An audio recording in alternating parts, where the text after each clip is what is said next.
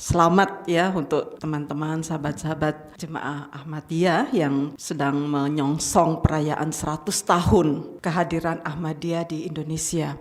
Transformasi perempuan Ahmadiyah ini adalah kemandiriannya di dalam bidang ekonomi.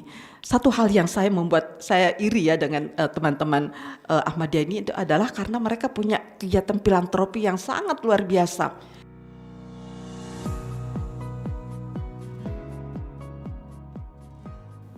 Bismillahirrahmanirrahim. Assalamualaikum warahmatullahi wabarakatuh.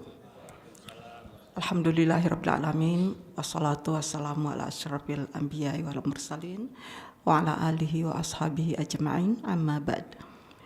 Pertama-tama saya menyampaikan selamat ya untuk teman-teman, sahabat-sahabat Jemaah Ahmadiyah yang sedang menyongsong perayaan 100 tahun kehadiran Ahmadiyah di Indonesia. Berarti Ahmadiyah itu sudah ada sebelum Indonesia merdeka. Waktu itu masih Nusantara ya namanya.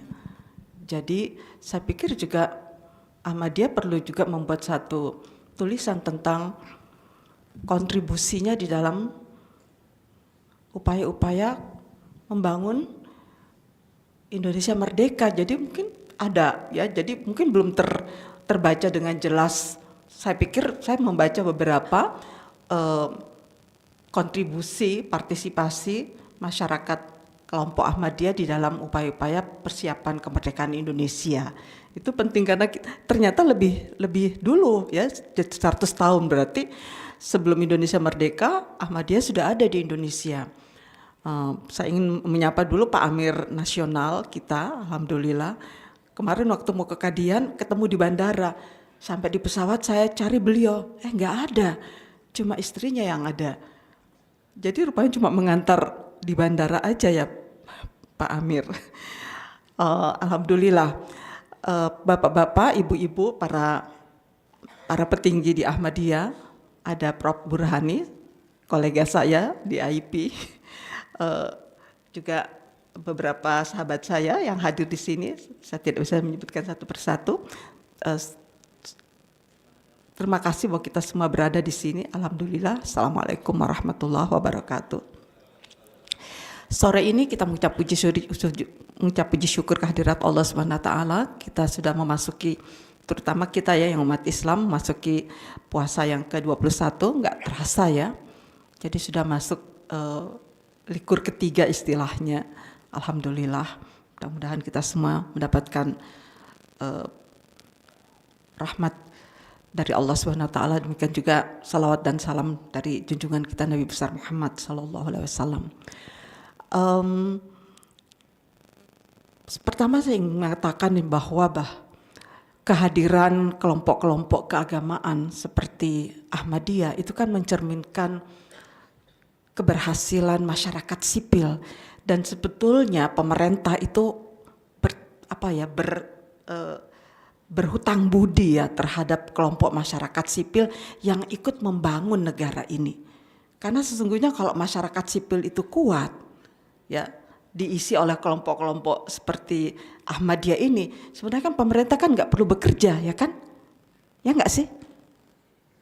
Karena mereka kan aktif membangun kesejahteraan di dalam lingkungannya, membangun bagaimana nanti akan saya jelaskan bagaimana kelompok-kelompok perempuan misalnya itu aktif membangun pemberdayaan diri, melakukan upaya-upaya berkaitan dengan edukasi, advokasi. Nah, sebetulnya pemerintah mestinya berterima kasih dengan kehadiran masyarakat sipil yang memiliki keberdayaan. Ya, tapi di Indonesia ini heran ya, menjadi masyarakat sipil itu kadang-kadang kita dimusuhi loh. Karena itu saya pikir bagaimana kita membangun satu pengertian bersama bahwa negara itu nggak bisa berdiri sendiri, pemerintah nggak bisa berdiri sendiri tanpa dukungan, support yang penuh dari masyarakat, khususnya masyarakat sipil yang betul-betul ya bekerja dengan baik untuk memberdayakan dirinya. Ya. Karena itu saya melihat bahwa kehadiran Ahmadiyah di Indonesia yang Kalau seperti tadi katakan 1925 berarti nggak lama lagi nih udah 100 tahun ya tahun ini 2025. Berarti udah 100 tahun kehadirannya. Tentu nggak bisa dong disangkal, dinegasikan partisipasinya, kontribusinya di dalam upaya-upaya pembangunan bangsa. Itu mestinya harus ada ucapan terima kasih ya dari pemerintah dan dari negara tentunya, karena negara itu lebih luas ya, bukan hanya sekedar pemerintah, tetapi negara itu terdiri dari pemerintah dan masyarakat. Nah, dalam kesempatan ini saya 10 menit ya Pak Yendra, saya harus diingatkan bahwa saya akan fokus bicara tentang perempuan Ahmadiyah, transformasi yang terjadi di dalam diri perempuan Ahmadiyah.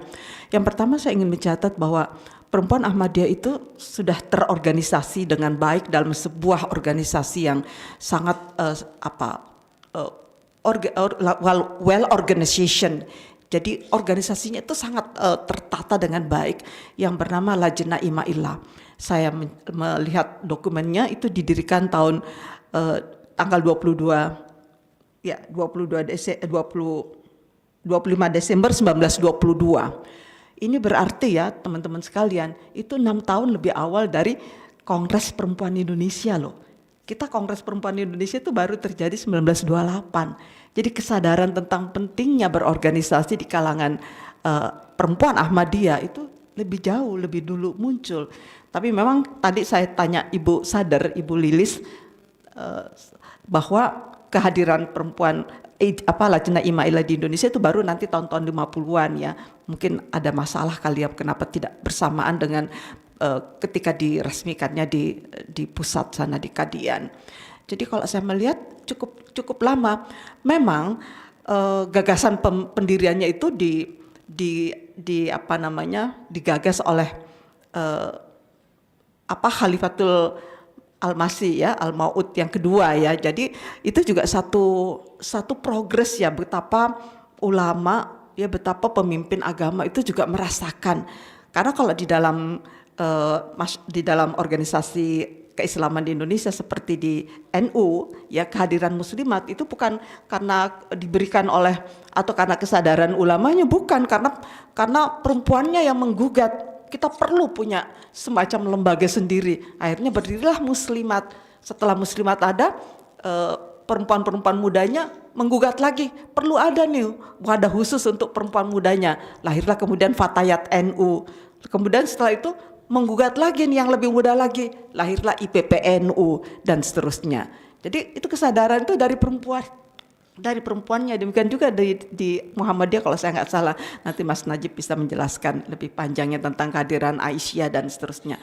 Nah, yang ingin saya katakan berikutnya lagi adalah kegiatan Lajnah Imailah itu mencakup pemenuhan kebutuhan perempuan. Memang fokusnya sih pada kebutuhan-kebutuhan yang bersifat praktis, terutama berkaitan dengan pendidikan dan kesehatan ya.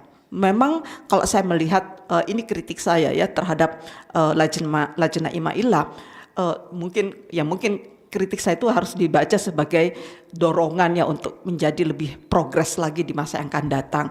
Mungkin ke depan sudah mulai dipikirkan tentang bagaimana organisasi ini berkiprah juga pada program-program yang sifatnya strategis, melahirkan kebijakan-kebijakan yang lebih memihak kepada penegakan keadilan gender bagi masyarakat Indonesia yang masih terkungkung budaya patriarkal dan tafsir-tafsir yang misoginis yang sangat tidak menguntungkan bagi banyak perempuan. Nah, hal lain yang ingin saya catat dari transformasi perempuan Ahmadiyah ini adalah kemandiriannya di dalam bidang ekonomi.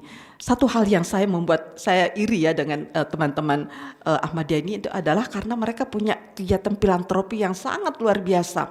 Jadi teman-teman perempuan di kalangan Ahmadiyah itu punya ada apa yang disebut pundi-pundi pundi-pundi keuangan, itu yang namanya candah ya.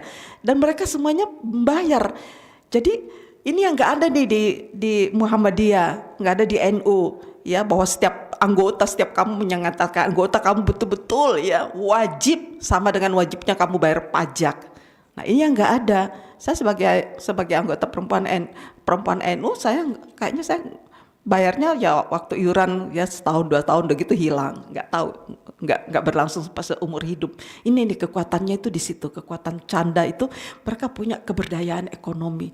Nah para perempuan, bahkan menurut Pak Ponto, beberapa perempuan mengaku membayar canda lebih besar dari suaminya. Wah hebat ini, berarti mereka punya sumber ekonomi dong. Sepanjang perempuan itu punya keberdayaan ekonomi, sepanjang itu dia mampu mengatakan tidak. Ini loh hebatnya, karena itu didiklah anak-anak perempuan kalian memiliki keberdayaan dalam ekonomi. Penting sekali bagi perempuan memiliki kemandirian finansial. Ini sangat penting dan ini dimiliki oleh teman-teman perempuan Ahmadiyah. Saya kira ini bisa menjadi role model ya di dalam pengembangan gerakan-gerakan perempuan di Indonesia. Sehingga dia tidak bergantung pada proposal yang diminta kepada pemerintah, ya kan? Seperti di Fatayat, di kita-kita begitu. Seperti itu. Jadi kita punya dana abadi sendiri. Nah, ini penting dikembangkan dan mungkin juga itu bisa menjadi role model dari pada kelompok-kelompok yang lain. Untuk Mbak Nita nih ya dari Estorika ini bisa dikembangkan ya bagaimana kekuatan kemandirian ekonomi ini bisa. Nah, tetapi kemudian juga menjadi jealous ya, kecemburuan sosial dari banyak kelompok lain. Kok bisa ya Ahmadiyah itu bisa hidup tanpa bantuan pemerintah, tanpa bantuan donasi dari mana-mana. Akhirnya muncullah berbagai rumor, katanya dapat bantuan dari Inggris lah segala macam ya kan. Itu kan fitnah ya kan. Karena itu mari kita clearkan bahwa hal-hal yang baik ini perlu kita sebarluaskan sehingga masyarakat mengerti, tidak timbul banyak fitnah, hoax dan sebagainya.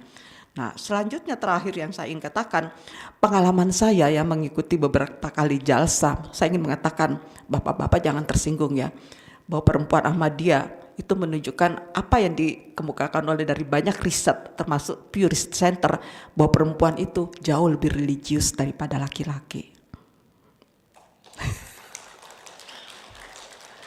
Ya karena menurut saya ya spiritualitas itu tidak hanya berkaitan dengan masalah agama semata, tetapi bagaimana kita bersosialisasi dengan sesama manusia.